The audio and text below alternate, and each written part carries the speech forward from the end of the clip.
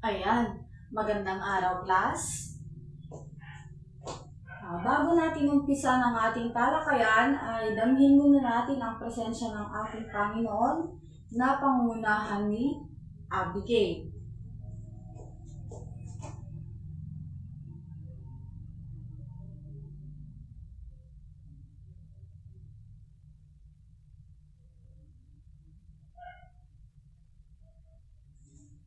Ayan, bago kayo umupo ay ayusin niyo muna ang inyong mga upuan at pulutin ang mga kalat sa inyong mga paligid bago kayo umupo. At pag natapos nyo na ay pwede na kayong umupo.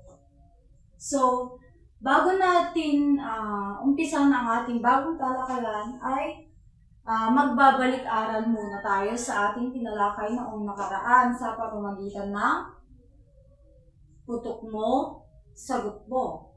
At dito may inihanda akong mga lobo na kung saan ay ako ay magpapatugtog ng isang musika at itong lobong ito ay ibibigay ko dito kay CP Bert. Mag-uumpisa dito kay CP Bert at ipapasa niya dun sa katabi niya. Tapos, magpapatugtog ako ng isang musika at kapag huminto na yung isang musika ay kung sino ang huling nakahawak dito sa lobo, ang siyang sasagot na pupunta dito sa harap na pipili ng isang lobo na kanyang puputukin na kung saan ay dito sa lobong to ay may nakapaloob na mga tanong.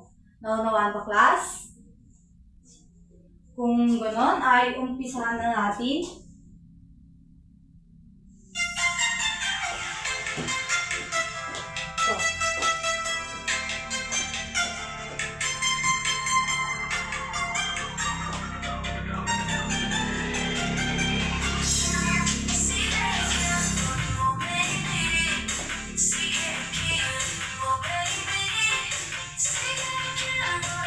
Sino kaya ang unang sasagot sa ating katanungan? Ayan, ikaw, Mayan, maaari ka bang pumunta dito sa harap at pumili ng iyong lobo na puputukin? Ayan, tama ba ang kanyang sinabi, class? Ayan, mahusay. At sino naman kaya ang pangalawang sasagot sa katanungan?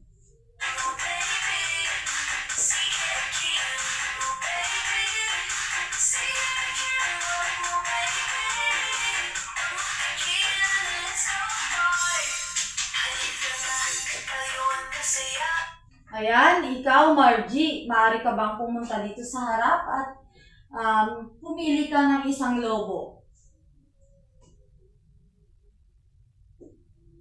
Ayan, tama ba ang kanyang sinabi, class? Ayan, mahusay. At sino naman kaya ang maswerteng last na sasagot sa ating katanungan?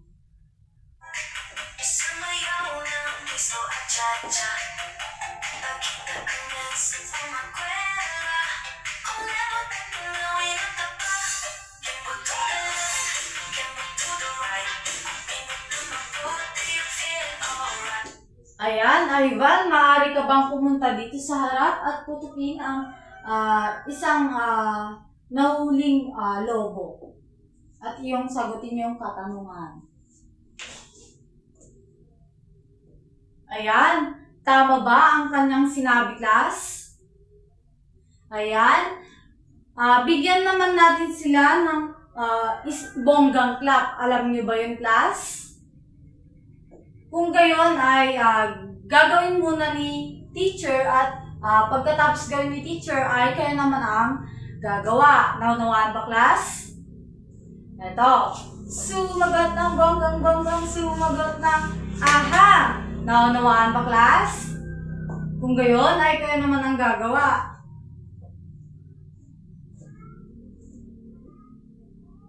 Ayan. At batid kong kayo ay nakinig sa ating talakayan at batid kong may naaalala pa kayo sa ating talakayan noong nakaraan. At bago natin umpisahan ang ating bagong talakayan ay magkakaroon muna tayo ng paunang gawain na tatawagin natin buuin mo ako. Ito ay may malaking kaugnayan sa ating tatalakayin maya-maya lamang. So, hahatiin ko kayo sa dalawang pangkat. So, ito yung unang pangkat, ang grupo ni CP Bert, at ito naman ang pangalawang pangkat, ang grupo ni Melody. So, itong bibigyan ko kayo ng tig-isang may mga letra dito at inyong bubuuin ito kung ano nga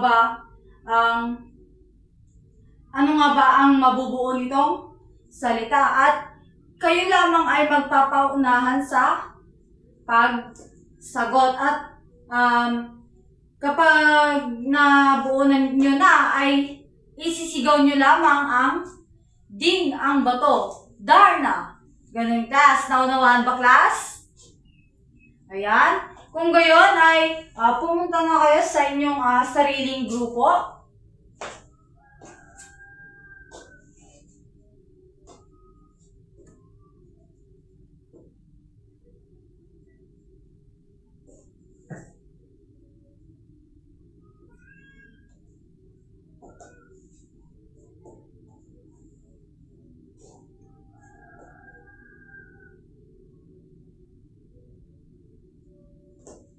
Ayan, tignan natin kung tama ang inyong mga sagot. Ayan, ang grupo nila, CP Bert ang nauna. Tignan natin kung tama ba. Sure na ba kayo sa inyong mga sagot, class? Ayan, ating tignan. Ayan, ang ating pag-aaralan ay patungkol sa pagpapakilala ng mga tauhan. So, dahil dyan, dahil ang grupo ni CP Bert ang nanalo, ay bigyan natin sila ng tungtungtong sa word clap. Alam nyo ba yung class? Ayan, kung hindi ay gagawin muna ni teacher, at pagkatapos gawin ni teacher ay kayo naman ang gagawa. Naunawaan ba, class? Ayan, ganito yung class. 3, 1, 2, 3. Tungtungtong sahur, balerina, cappuccina. Ayon, kayo naman ang gagawa.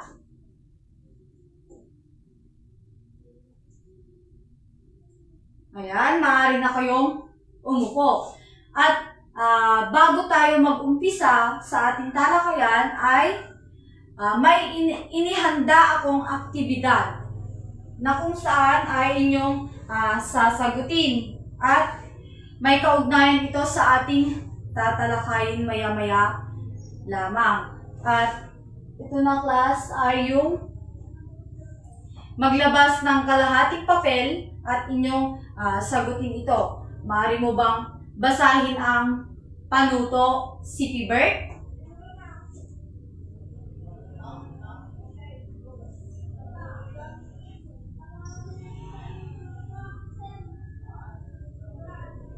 Ayan, malinaw ba ang ating panuto, class? Naintindihan nyo ba? At ito naman ang inyong mga sasagutin.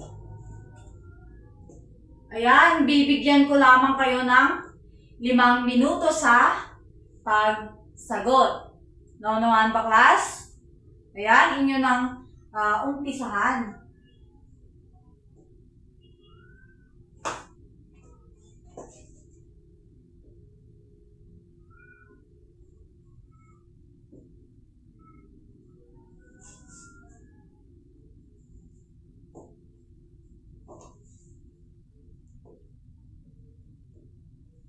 Ayan, tapos na ba, class?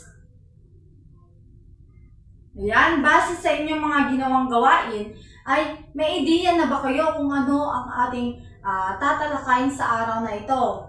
Yes, Mayan? Ayan, ang ating tatalakayin sa araw na ito ay pagpapakilala ng mga tauhan sa Nolimi Tangere. So, ang ating tatalakayin ay ito.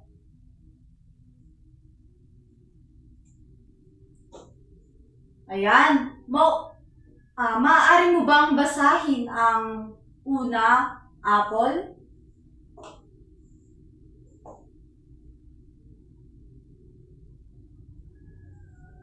Bakit kaya nangarap si Crisostomo? Upang may kinabukasan ang mga kabataan na taga San Diego. At ang pangalawang tauhan ay si Elias. Maaari mo ba itong basahin, Regine?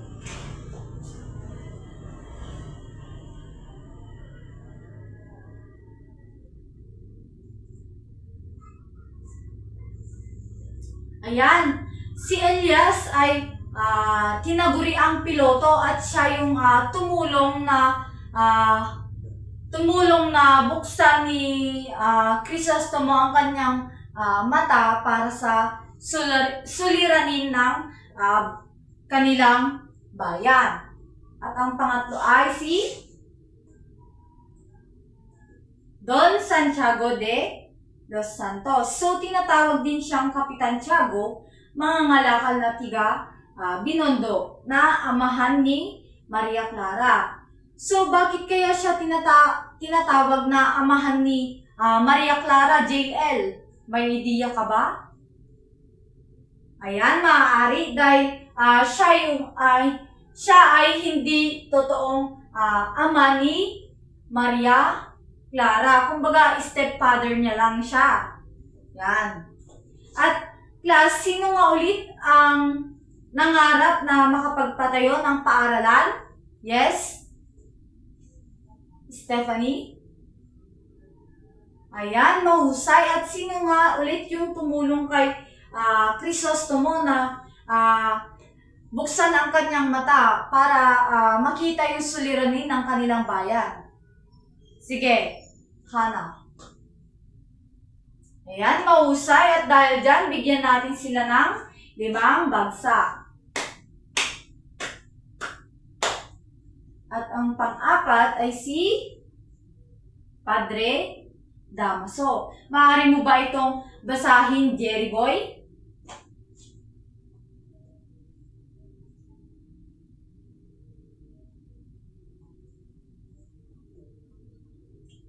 Si Padre Damaso ay siya yung tunay na ama ni Maria Clara at siya rin yung nagpahukay sa labi ni Don Santiago na ipinalipat niya dun sa libingan ng mga Inchik. At ang panglima ay si Maria Clara. Maaari mo ba itong basahin, Regine?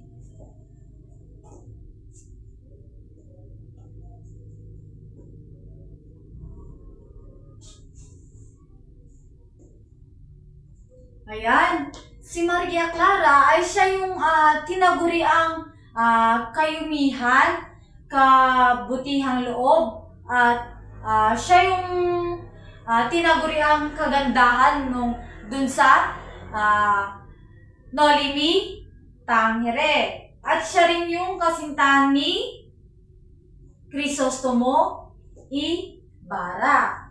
At sino nga ulit yung tunay na ama ni Maria Clara, class? Sige, Mayan. Ayan, mahusay. At ang pang-anim ay si Don Anastasio o Pilosopo Tasio. So, maalam na matandang tagapayo ng marunong na mamayan ng San Diego. So, si Don Anastasio o Pilosopo Tasio ay tinatawag din siyang baliw o pilosopo dahil halimbawa na lang si Abigail, yung mga kaibigan niya kapag nag-joke siya ay naiintindihan nila, at kapag hindi naman niya kaibigan at hindi siya naiintindihan yung mga jokes niya ay sasabihan siyang baliw o pilosopo. Ganon yung sitwasyon ni Don Anastasio o Pilosopo Tasio. At ang pang-pito ay si Don Rafael Ibarra. So, maaari mo ba itong basahin, Dayan?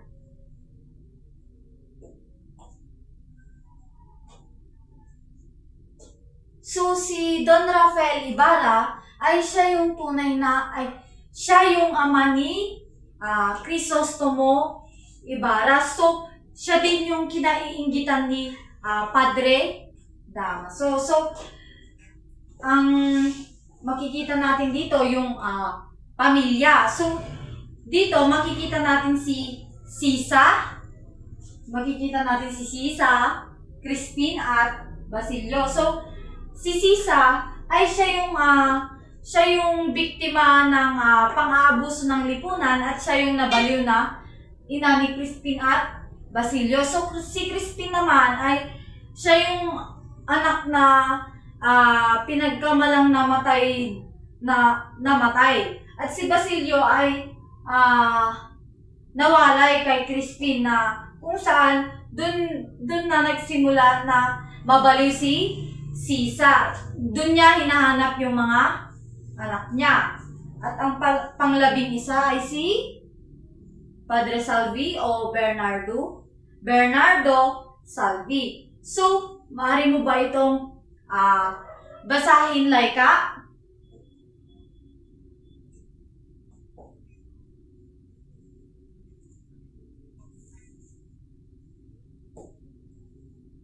So, si Padre Salvi class ay siya yung may lihim na pagtingin kay Maria Clara. So, sino nga ulit si Maria Clara class? Sige, JL. Ayan, mahusay. At sino naman ulit si Padre Damaso Abigail? Ayan, mahusay. At dahil dyan, bigyan natin sila ng bonggang clap. Sumagot ang bonggang, sumagot na. Aha, ayan. At ang pang-12 ay si Padre Sibayla. So, si Padre Sibayla ay isang paring Dominikano na palihim na sumusubaybay sumusubaybay sa kilos ni Ibarra. So, parang siya yung isang taksil sa isang grupo na laging sumusubaybay sa kilos ng bida. At ang pang-13 ay si Doña Consolacion. So, siya yung napangasawa ng Ale Pares. So, siya din yung dating labandera na malaswa ang kanyang pananalita. At sino nga ulit yung tinatawag na baliw? Class? Mili? Ayan, mahusay. Ang tinatawag na baliw ay si Piloso Potasio o si Don Anastasio. At ang pang-14 ay si Doña Victorina di Espadaña. So, siya ay babaeng nagpanggap na maging Kastila at siya ay abot-abot ang kolorete sa kanyang muka. Siya din ay mababa ang tingin sa kalahi niyang mga Pilipino at siya ay inggitera at mataas ang tingin sa kanyang sarili. At ang 15 ay si Don Tiburcio di Espadaña. So, maaari mo ba itong basahin, Millie Joy?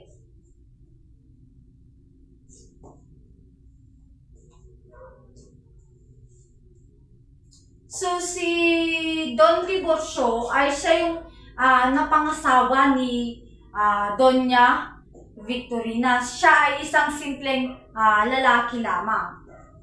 At ang pang-16 ay si Tia Isabel. So, maaari mo ba itong basahin, C.P. Bird?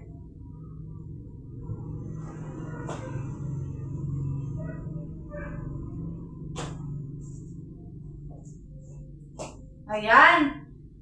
So, dahil nga namatay ang ama ay ina ni Maria Clara noong siya ay pinanganak, so si Tia Isabel na ang nagsilbing mama ni Maria Clara. At ang pang-17 ay si Doña Pia Alba. So, siya yung masingbahing ina ni Maria Clara na namatay agad nung pagkasilang pa lamang siya. So, yun nga yung nabanggit ko kanina dun sa kay Tia Isabel. So, sino nga ulit yung tumulong kay Don Santiago na magpalaki kay Maria Clara class? Sino nga ulit? Kayla?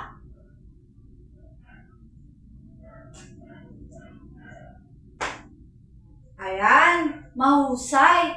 Siya yung nagsilbing mama ni Maria Clara. So, bago natin ipagpatuloy ang ating talakayan ay magkakaroon muna tayo ng gawain na kung saan kapag sinabi kong pasado, kayo ay tatayo. At pag sinabi ko namang bagsak, kayo ay uupo. Naunawan ba, class? Ayan, trial muna tayo, class. Pasado? Bagsak. Pasado? Pasado? Bagsak. Ayan. At kapag yung nahuli nating huli na tumayo o umupo ay siyang sasagot sa ating katanungan. So, maging alerto lamang, class. Pasado. Bagsak. Bagsak. Pasado. Pasado. Pasado. Ayan. Si Millie Joy, maaari ka bang tumayo? Sino nga ulit yung kasintahan ni Maria Clara? At bakit nga nangarap si Crisostomo Ibarra na magpatayo ng paaralan? Ayan, mahusay. At dahil dyan, bigyan natin siya ng 5 bagsak. Ayan. Pasado? Bagsak? Pasado? Pasado? Pasado? Bagsak? Ayan! Si Abigail. Maaari ka bang tumayo, Abigail? At sino naman yung tunay na ama ni Maria Clara?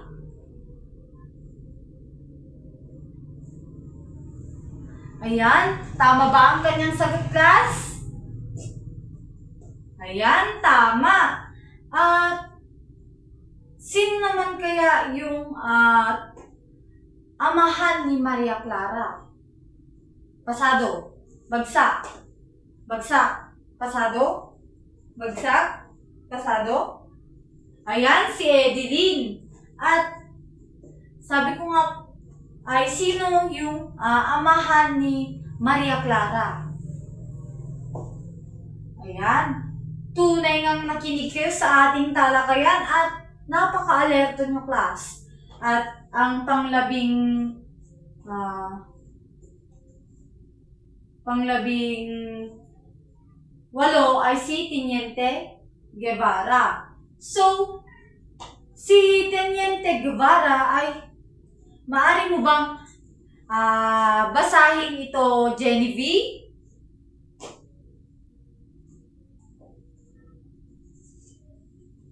Bakit kaya siya matapat?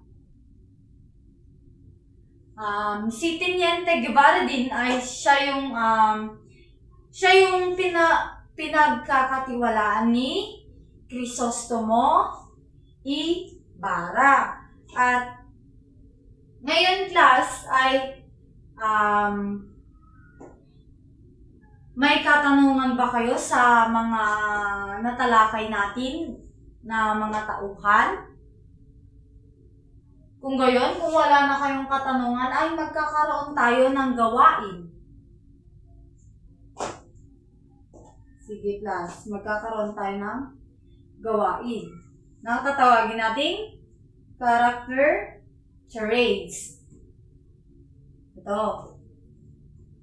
So, dito sa character charades ay hahatiin ko na naman kayo sa 2 pangkat. At ang dati nyo na lamang grupo, class, para mas mabilis. At dapat bawat grupo ay may isang representative na bubunot dito sa kahon na ito.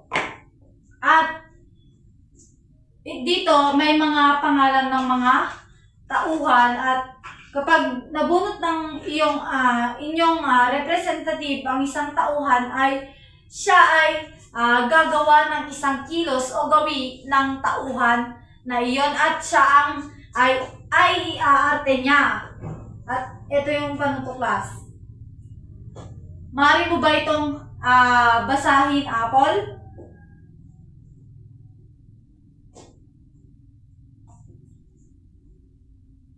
Ayan. Kayo ay bibigyan ko lamang kayo ng 1 minuto. Kayo ay padamihan lamang sa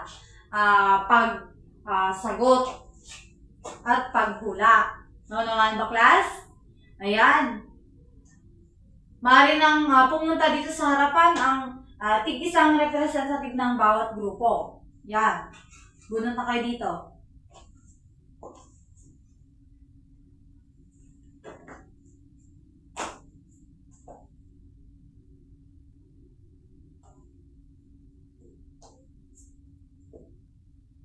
Ayan, mukhang umaabot ang grupo nila Melody.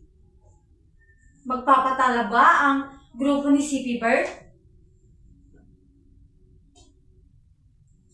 Ayan, mukhang may nanalo na. At ayan, mahusay. At ang nanalong grupo ay grupo nila Melody. Parang pantay na ang pagkapanalo ng klasa. Parang hindi kayo nagpapatalo, class. At dahil dyan, bigyan natin sila ng tung-tung-tung sa horklap. 1, 2, 3. 1, 2, 3. Tung-tung-tung sa hor, ballerina, cappuccina. At ayan, may katanungan pa ba sa ating mga discussion class, sa ating talakayan? Kung wala na kayong katanungan, class, ay maglabas kayo ng sangkapat na papel at para sa inyong pagsusulit. Handa na ba, class? Ayan. Kung handa na ay wala nang maingay at huwag makipag-usap sa inyong katabi.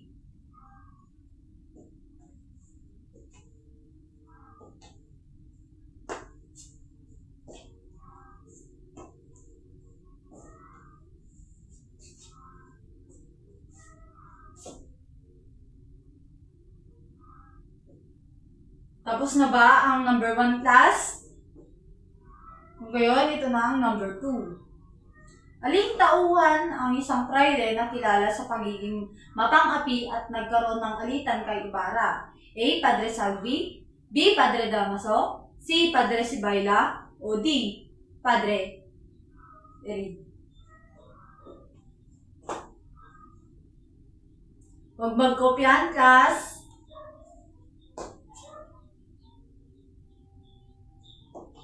At ang pangatlo ay, sino ang kasintahan ni Ibarra na anak ni Kapitan Tiago at kilala sa pagiging relihiyosa? A. Tia Isabel, B. Doña Victorina, C. Maria Clara, at D. C. Sisa.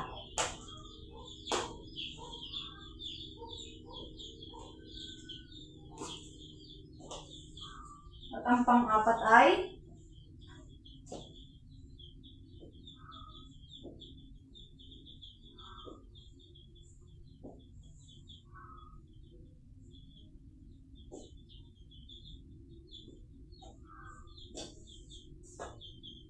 at ang pang-lima ay,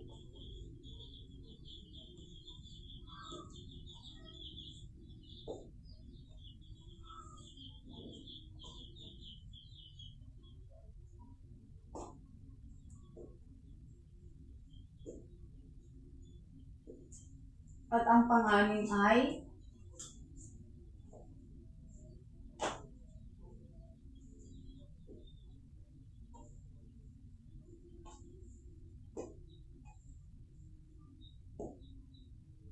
huwag magkopyahan, class.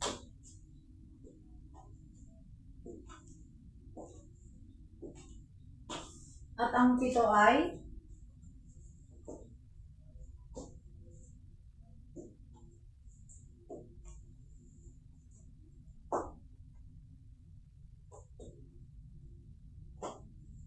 pangwalo ay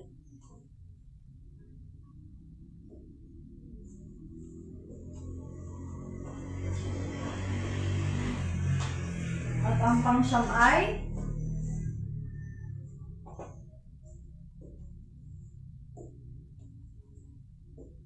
at ang pangsampu ay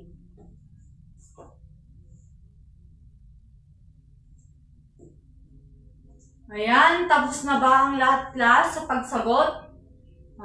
Itaas lamang ang ballpen kapag tapos ng magsagot at walang maingay. Ayan, tapos na ba ang lahat class? So, inyo nang ipasa paharap. 1, 2, 3, 4. Ayan, at para sa inyong takdang aralin class ay ayan, maaari mo ba itong basahin, Ivan?